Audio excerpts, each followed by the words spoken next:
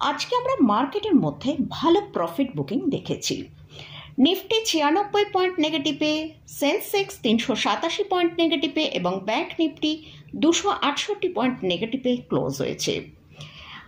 এছাড়াও আমরা যদি মিড ক্যাপ এবং স্মল ক্যাপ ইন্ডেক্সের দিকে ফোকাস করি, সেখানে একটা পজিটিভ ক্লোজিং পেয়েছি। মিড ক্যাপ ইন্ডেক্স 21 পয়েন্ট পজিটিভে এবং স্মল ক্যাপ ইন্ডেক্স 27 পয়েন্ট পজিটিভে ক্লোজ হয়েছে।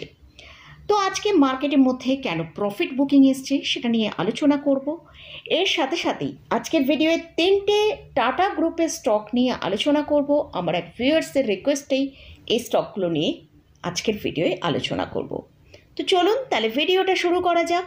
ভিডিও শুরু করার আগে বলি, চ্যানেলে যদি ফার্স্ট টাইম ভিজিট করে থাকেন চ্যানেলটা সাবস্ক্রাইব করে নেবেন আর পাশে থাকা বেল আইকনটা প্রেস করে রাখবেন। আমি ভিডিও আপলোড করার সাথে সাথে আপনাদের কাছে ভিডিওটা পৌঁছে যাবে। ভিডিও যদি ভালো লাগে অবশ্যই লাইক এবং শেয়ার করতে ভুলবেন না। মার্কেটের মধ্যে কীরকম ট্রেড হয়েছে সেটা নিয়ে আগে আলোচনা করব। নিফটি মর্নিংয়ে ওপেন হয়েছিল 25,410-এ, সেখান থেকে আমরা জাস্ট 18 পয়েন্ট ওপরে অর্থাৎ 25,428 পর্যন্ত হাই তৈরি করে নিফটির মধ্যে কিন্তু ভালো সেলিং আমরা দেখতে পেয়েছি। নিফটি যেটা লো তৈরি করেছে আজকে সেটা হচ্ছে 25,286। গতকালের ভিডিওতেই আমি আপনাদের সাথে শেয়ার করেছিলাম আজ হয়তো মার্কেটে একটা প্রফিট বুকিং আসতে পারে এবং নিফটি নিচের দিকে 25,275 পর্যন্ত লো তৈরি করতে পারে। মোটামুটি তার কাছাকাছি আজকে লো হয়েছে। আর ক্লোজিং টাইমে আমরা যে ক্লোজটা পেয়েছি সেটা হচ্ছে 25,327, অর্থাৎ 25,300-র ওপরে আমরা ক্লোজিংটা পেয়েছি। ঠিক আছে, তো মার্কেটের মধ্যে আজকে এতটা সেলিং কেন এসেছে? তো দেখুন, আমরা যদি নিফটির চার্টটা দেখি সেখানে আমরা দেখতে পাচ্ছি নিফটি প্রায় বিগত 1 সেপ্টেম্বর থেকে অর্থাৎ লাস্ট 12 দিন একটা ভালো র্যালি দেখিয়েছে। সেক্ষেত্রে কিন্তু যারা লোয়ার লেভেল অর্থাৎ 24,450-এর কাছে বাই করেছিল, বিভিন্ন ট্রেডার্সরা বিভিন্ন জায়গায় তারা লোয়ার লেভেলে বাই করেছে, সেখান থেকে এটাও কিন্তু আমরা দেখতে পাচ্ছি প্রায় 1000 পয়েন্টের মতন র্যালি নিফটিতে এসেছে। তো তার ফলে কিন্তু এই যে এক টানা র্যালি নিফটির মধ্যে আমরা দেখেছি তার জন্য কিন্তু একটা প্রফিট বুকিং আমরা দেখতে পেয়েছি। আজকে উইকেন্ড রয়েছে, মানডেতে তার আগে যদি কোনো নিউজ ডেভেলপ করে তার জন্যই কিন্তু তাদের এতটা প্রফিট মিস হয়ে যাওয়ার সম্ভাবনা আছে। তো সেই জন্যই কিন্তু আজকে একটা ভালো প্রফিট বুকিং আমরা মার্কেটের মধ্যে দেখতে পেয়েছি। গতকালের ভিডিওতেও আপনাদের সাথে আলোচনা করেছিলাম, তো যদি ভিডিওটা মিস করে থাকেন তো ভিডিওটা একবার দেখে নিতে পারেন। তো এখন যেটা আমরা দেখতে পাচ্ছি নিফটি ক্লোজিং হচ্ছে 25,387। তো নিফটির জন্য এখন যেটা সাপোর্ট রয়েছে 25,200 থেকে 25,250। তো আজকে কিন্তু আমরা দেখেছি যে নিফটি হায়ার লেভেল কিছু তৈরি করেনি, কিন্তু একটা নিচের দিকে মুভ করেছে যেটা 25,286 পর্যন্ত। তো এই সাপোর্টটা নিফটির মধ্যে মানডেতে মেনটেন করতে পারে কিনা সেটা আমাদের ওয়াচে রাখতে হবে। যদি এই সাপোর্ট লেভেলটা মেনটেন না করতে পারি তাহলে কিন্তু নিফটির মধ্যে একটা ভালো সেলিং আসার সম্ভাবনা আছে। এবারে আসছে ব্যাংক নিফটি। ব্যাংক নিফটিতে আমরা আজকে দেখলাম একটা ছোট্ট রেঞ্জের মধ্যে ট্রেড করেছে, যেটা 300 থেকে 350 পয়েন্টের মতো। তো ব্যাংক নিফটি আজকে দেখেছি 55,688 পর্যন্ত হাই তৈরি করেছিল, লো যেটা তৈরি করেছিল 55,350, অর্থাৎ না হায়ার লেভেলে ব্রেকআউট দিয়েছে না নিচের দিকের কোনো লেভেল যেটা সাপোর্ট লেভেল তাকে ব্রেক করেছে। তাই কিন্তু ব্যাংক নিফটি একটা ছোট্ট রেঞ্জের মধ্যে ট্রেড করেছে। আমরা ব্যাংক নিফটিকেও যদি দেখি, এখানেও যে আমরা র্যালিটা দেখছি প্রায় একটা 2000 পয়েন্টের মতন র্যালি আমরা 1 সেপ্টেম্বর থেকে এখানে দেখতে পাচ্ছি। 53,800 থেকে 55,800 পর্যন্ত একটা মুভ কিন্তু আমরা ব্যাংক নিফটিতেও দেখেছি। তাই কিন্তু এখানে প্রফিট বুকিং আসাটা খুবই স্বাভাবিক। তো সেই জাস্ট প্রফিট বুকিংই কিন্তু আজকে আমরা মার্কেটের মধ্যে দেখতে পেয়েছি। তো নিফটি ব্যাংক নিফটি বিভিন্ন লেভেল নিয়ে যেমন সানডে ভিডিওতে আপনাদের সাথে ডিসকাস করি সেরকম ডিসকাস করব। তো আজকে শুধু সাপোর্ট নিয়ে আলোচনা করলাম, তবে ব্যাংক নিফটির যেটা সাপোর্ট রয়েছে সেটা হচ্ছে 55,150 থেকে 55,250। তো আজকে নিফটি এবং ব্যাংক নিফটি দুটো জায়গাতেই তাদের যে স্ট্রং সাপোর্ট লেভেলটা আছে সেগুলো কিন্তু মেনটেন করেছে। সেটাই আমাদের মানডেতে দেখতে হবে এই সাপোর্ট লেভেলের ওপরে ট্রেড করতে পারছে কিনা। তো এবারে আসছি যে টাটা গ্রুপের যে 3টে স্টক নিয়ে আলোচনা করার জন্য আমার এক ভিউয়ার্স রিকোয়েস্ট করেছেন, তো সেই 3টে স্টক নিয়ে আলোচনা করব। স্টক নিয়ে যে আলোচনা করছি, এই স্টকে কিন্তু কোনো রকম কোনো রেকমেন্ডেশন নেই, জাস্ট এডুকেশনাল পারপাসে আপনাদের সাথে এই স্টকগুলো নিয়ে আলোচনা করব। তো চলুন, ফার্স্ট যে স্টকটা নিয়ে আলোচনা করছি সেটা হচ্ছে ট্রেন্ট লিমিটেড। স্টকের কারেন্ট প্রাইস চলছে 5,084 টাকা। আজকে আমরা স্টকটার মধ্যে দেখেছি 1.17% ডিক্লাইনে স্টকটা ট্রেড করেছে। ট্রেন্ট হলো একটি ইন্ডিয়ান রিটেল কোম্পানি। এটা হলো টাটা গ্রুপেরই কোম্পানি। এই কোম্পানি বিভিন্ন ধরনের রিটেল চেইন অপারেট করে। এর মধ্যে ডিপার্টমেন্টাল স্টোর হচ্ছে West side, valuable fashion centre store হচ্ছে জুডিও, এবং গ্রসারি চেইন স্টার এই কোম্পানি পরিচালনা করে। এই কোম্পানি আগে ল্যাকমি ইন্ডিয়া নামে পরিচিত ছিল, এখন সেটাই তারা পোশাক এবং লাইফস্টাইল রিটেল সেলিংয়ের দিকে ফোকাস করায় কোম্পানির নাম তারা বদলে তারা এখন রেখেছে ট্রেন্ট। কোম্পানির যদি ফান্ডামেন্টালের দিকে ফোকাস করি, এই কোম্পানির মার্কেট ক্যাপিটালাইজেশন হচ্ছে 1,80,000 করোড়ের ওপর। 52 উইক হাই এবং লো যদি দেখি, 52 উইক হাই হচ্ছে 8,346 এবং 52 উইক লো হচ্ছে 4,488। কোম্পানির আরওই কিন্তু খুবই স্ট্রং, যেটা 30.4% এর কাছে ট্রেড করছে। কোম্পানির লাস্ট 5 ইয়ার্সের প্রফিট গ্রোথ 67.2% CAGR গ্রোথ হয়েছে। এই কোম্পানিতে এফআইস এবং ডিআইসদের খুব স্ট্রং পজিশন হোল্ডিং রয়েছে, যেটা প্রায় 36%-এরও বেশি। তো আমরা যদি একবার শেয়ার হোল্ডিং প্যাটার্নটা দেখি, সেখানে দেখতে পাচ্ছি প্রোমোটারের হোল্ডিং আছে 37.01%, এফআইসদের হোল্ডিং আছে 18.25%, ডিআইসদের হোল্ডিং আছে 18.42% এবং পাবলিকের কাছে আছে 26.08%। স্টক ফান্ডামেন্টালি খুবই স্ট্রং স্টক।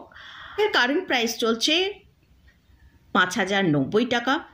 স্টকটা যদি আমরা দেখি তার হায়ার লেভেল 8,300, সেখান থেকে এখন কিন্তু 53% নিচে ট্রেড করছে। এবং স্টকের চার্ট যদি দেখি, সেখানে আমরা দেখতে পাচ্ছি স্টকটা একটা ডাউন ট্রেন্ডের মধ্যে চলছে। তবে ফান্ডামেন্টালি এটা একটা গুড স্টক। স্টকটা যদি আপনার হোল্ডিংয়ে থাকে তাহলে হোল্ড করে রাখা যেতে পারে। আর নেক্সট যে স্টকটা নিয়ে আলোচনা করছি সেটা হচ্ছে টাটা এলএক্সি। টাটা এলএক্সিও হচ্ছে একটা টাটা গ্রুপেরই স্টক। টাটা এলএক্সি হলো একটি গ্লোবাল ডিজাইন এবং টেকনোলজি সার্ভিস কোম্পানি। এই company automotive, health care, media, communication and transportation ইন্ডাস্ট্রিজের বিজনেসে তাদের সার্ভিস প্রোভাইড করে। এছাড়াও এরা উন্নত মানের টেকনোলজি ব্যবহার করে, যার মধ্যে artificial intelligence and generative AI, internet of things, cloud and mobility আর ভার্চুয়াল রিয়ালিটি মতন তারা টেকনোলজি ইউজ করে। টাটা এলএক্সি সেমিকন্ডাক্টর ইন্ডাস্ট্রির ওপরেও কিন্তু কাজ করছে। তারা টাটা ইলেকট্রনিক্সের সাথে একসাথে মিলে তারা সেমিকন্ডাক্টর ইন্ডাস্ট্রির ওপর কাজ করছে। সেমিকন্ডাক্টর ইন্ডাস্ট্রির জন্য টাটা এলএক্সি তারা ডিজাইন এবং টেকনোলজি সার্ভিস প্রোভাইড করছে, যেমন টেস্টিং, ডিজাইন অ্যান্ড ডেভেলপমেন্ট এর ওপর কাজ করছে। আর অটোমেটিভ এবং ইলেকট্রিক ভেহিকলস এইসব সেক্টর এবং গ্লোবাল সেমিকন্ডাক্টর প্লেয়ার্সদের সাথে পার্টনারশিপে কাজ করছে।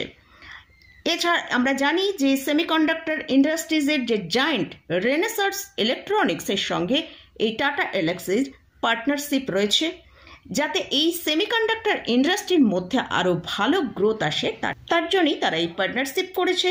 এবং এই যে মানে সেমিকন্ডাক্টর ইন্ডাস্ট্রি থেকে যে ডেভেলপটা আসবে, মানে তার জন্য যে রিটার্নটা আসবে, সেটা কিন্তু টাটা এলএক্সি স্টকের ওপরই আমরা এই রিটার্নটা দেখতে পাবো। কারণ টাটা ইলেকট্রনিক্স এখনও মার্কেটে লিস্টেড কোম্পানি নয়, তাই সেমিকন্ডাক্টর ইন্ডাস্ট্রির জন্য যে গ্রোথটা আগামী দিনে আসতে চলেছে, সেটা কিন্তু আমরা এই টাটা এলএক্সি স্টকের ওপর একটা ভালো রিটার্ন দেখতে পাবো। তো আমরা যদি এবার এই টাটা এলএক্সির ফান্ডামেন্টালের দিকে ফোকাস করি, সেখানে আমরা দেখতে পাচ্ছি এটাও একটা মিড ক্যাপ ক্যাটাগরি স্টক। এদের মার্কেট ক্যাপিটালাইজেশন 35,600 করোড়ের কাছে। এই স্টকটা তার সর্বোচ্চ যে হাই, সেখান থেকে এখন 44% নিচে ট্রেড করছে। স্টকের 52 উইক হাই হচ্ছে 8,142, লো হচ্ছে 4,601 টাকা। এই কোম্পানি হেলদি ডিভিডেন্ড পে করে। কোম্পানির আরওই কিন্তু খুবই স্ট্রং, যেটা 29.3%। এটা একটা ডেট ফ্রি কোম্পানি। আর এই কোম্পানিতে যদি শেয়ার হোল্ডিং পজিশনটা দেখি, সেখানে আমরা দেখতে পাচ্ছি প্রোমোটারের পজিশন আছে 43.13%, এফআইএস এর পজিশন আছে 12.74% এবং ডিআইএস এর পজিশন আছে 9.79% এবং পাবলিকের কাছে আছে 33.54%। তো এটাও কিন্তু একটা ফান্ডামেন্টালি গুড স্টক এবং এরা সেমিকন্ডাক্টর ইন্ডাস্ট্রি, ইভি ওপর এরা কাজ করছে।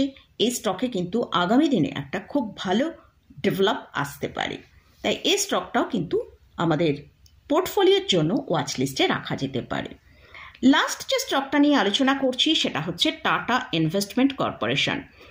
এই স্টকের কারেন্ট প্রাইস চলছে 7,361 টাকা। আজকে স্টকটা 1.89% ডিক্লাইনে ট্রেড করেছে। এটা হলো একটা ডাইভার্সিফাইড ইনভেস্টমেন্ট কোম্পানি। এই কোম্পানি ফাইন্যান্সিয়াল সেক্টরে বিলং করে। এই কোম্পানি ইনভেস্ট করে লিস্টেড অ্যান্ড আনলিস্টেড ইকুইটি শেয়ারে, ডেপ্ট ইনস্ট্রুমেন্টে অ্যান্ড মিউচুয়াল ফান্ডে। এছাড়াও এরা যে এনবিএফসির ওপর কাজ করে, তাদের কিন্তু আরবিআই দ্বারা রেজিস্টার্ড ইনভেস্টমেন্ট কোম্পানি হিসেবে। এটা একটা মিড ক্যাপ ক্যাটাগরি স্টক। এদের market capitalisation 37,194 crore. 52 week high low যদি দেখি, সেটা হচ্ছে 52 উইক হাই 7,630 টাকা, লো হচ্ছে 5,145 টাকা। স্টকটা কিন্তু এখন 52 উইক হাই এর কাছেই ট্রেড করছে। আর স্টকের রিটার্ন অন ইকুইটি কিন্তু খুবই পুয়ার, যেটা 1.02%। স্টকের কারেন্ট পি চলছে 114 কাছে, কিন্তু যদি আমরা স্টকটাকে তার মিডিয়ান পি দেখি, সেটা হচ্ছে 47.3। তাই পি কিন্তু অনেকটা হাইতে ট্রেড করছে। এটাও একটা অলমোস্ট ডেট ফ্রি কোম্পানি। এই কোম্পানির রিজার্ভ কিন্তু খুব ভালো রয়েছে, যেটা আমরা মার্চ 2025 দেখছি 31,040 করোড়।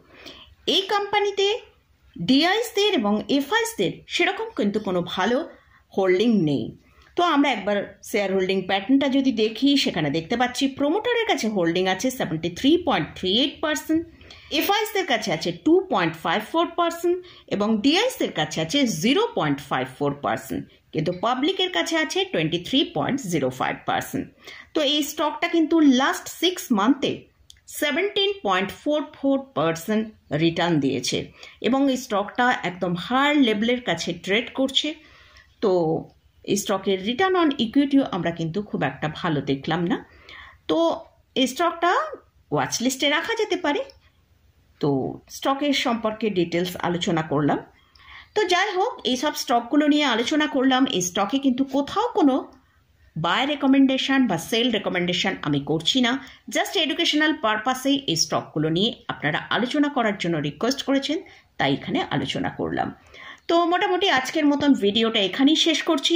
ভিডিওটা যদি ভালো লাগে অবশ্যই লাইক করবেন, শেয়ার করবেন, সাবস্ক্রাইব করবেন। ধন্যবাদ।